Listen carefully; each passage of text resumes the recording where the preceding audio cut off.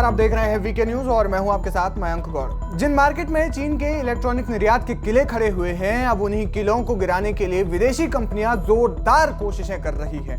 अब भारत का स्तर दुनिया भर में इतना बढ़ गया है कि अन्य देशों की खरीदी अब भारत से ही हो रही है, जिनमें नाम शामिल है अमेरिका और ब्रिटेन जैसे देशों का। और इसी के चलते अब चीन को जोरदार मिर्ची लग रही है। दिन ब दिन चीन के घटते निर्यात से चीन की परेशानियां बढ़ रही है।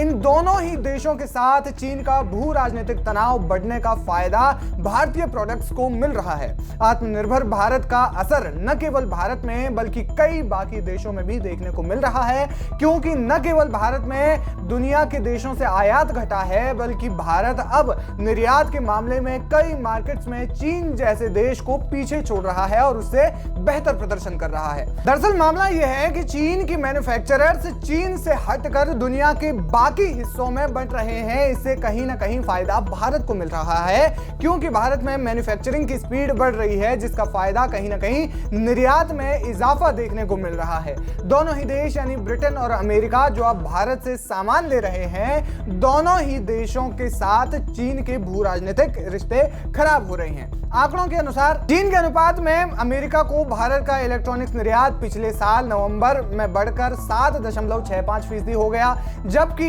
ये नवंबर 2021 में 2.51% ही था।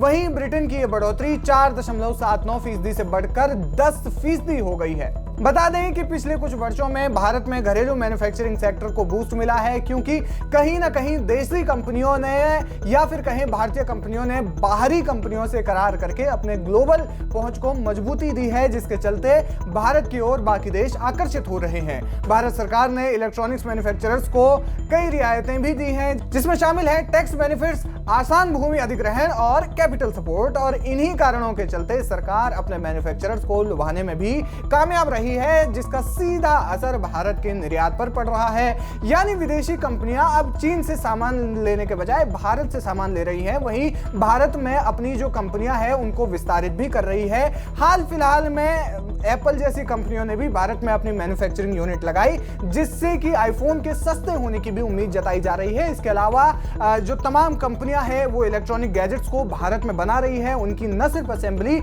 अब बल्कि मैन्युफैक्चरिंग भी भारत में हो रही है, जिसका फायदा भारत के निर्यात को तो हो ही रहा है, साथ में भारत के कारीगरों को, भारत के वर्कर्स को रोजगार के तौर पर भी इसका फायदा हो रहा है। क्या कुछ कहना चाहते हैं आप इस खबर पर? हमें कमेंट सेक्शन में जाकर जरूर बताएं। वीके न्यूज, राष्ट्र के नाम।